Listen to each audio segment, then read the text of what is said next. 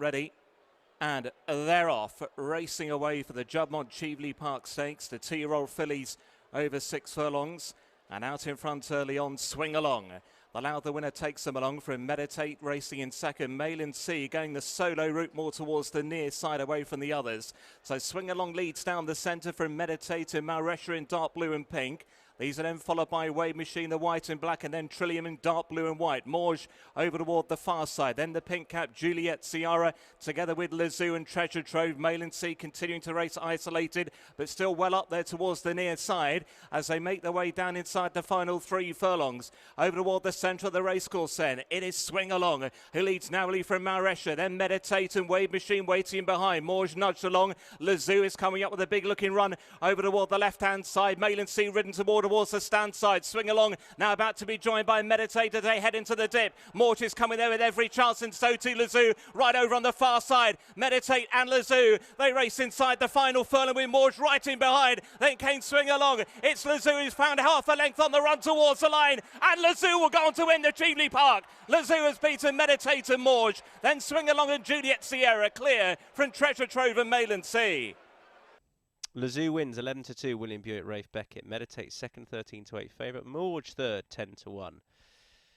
3/4 of length the winning distance for Lezzo, who challenged more towards the far side rail. I don't know how much there is in that, but it seems to be that's where you wanted to be for much of the meeting, certainly in the smaller field contests. And she's seen off Morge and Meditate. Meditate's run well, maybe matched the former last time where she was beaten at the Curragh by a very good filly, but couldn't match the finishing kick of Lezzo, who's won nicely. I mean, she looks as though 7 furlongs should be fine. It's another group winner from Tattersalls.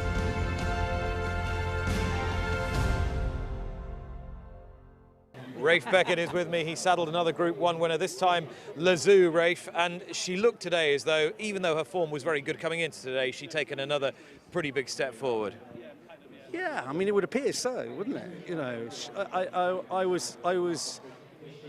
I was surprised to see her travelling quite so well 3 down, you know, and just in her own space, rolling along.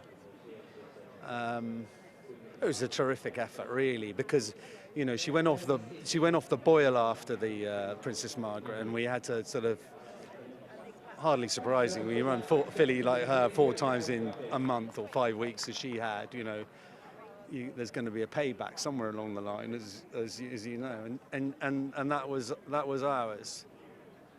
And in a way, it sort of worked for us because she's a very laid-back, straightforward filly. He did one easy bit of work with her last week, you know, and that was solo. And she just puts it all together for herself, really. Yeah. I know you're a very good strategist, but it almost sounds to me as though you're a little bit surprised by some of today. Yeah, I was surprised to see her.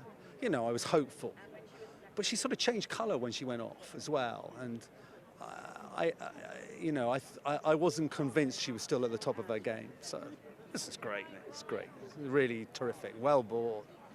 2 men who are having an amazing year. Unbelievable. These are the owners, Mark Chan and Andrew Rosen. Yeah. Marcus Armitage just reminded me of a story as we were walking out the paddock before the 1,000 guineas. They both own Prosperous Voyage. Somebody said to Andrew, good luck, Andrew. And he said, we don't need luck, we've got Mark Chan. And really, Mark has been, you know, it's been an extraordinary couple of years, really. And, you know, Kinross is another horse that Mark owns, and he'll have his Group 1 day at some point as well. And Andrew doesn't think it's you that's bringing him luck, then? Well, I mean, they're doing all right, these horses, to be fair. Yeah. Well, it's been a terrific year. So I'm sorry Andrew isn't here. He's over next weekend. So does the year have to be over for Lezzo now? No, it doesn't. You know, you asked before just now whether we go again, and you certainly think about the Breeders' Cup for her. Just going long, going the mile. No, I would. I mean, I would probably drop back, and do the 5.5 furlong race. Yeah, I don't think she'll get the mile, but you know, we'll think about that, and that'll be down to well-being, I suspect. Yeah.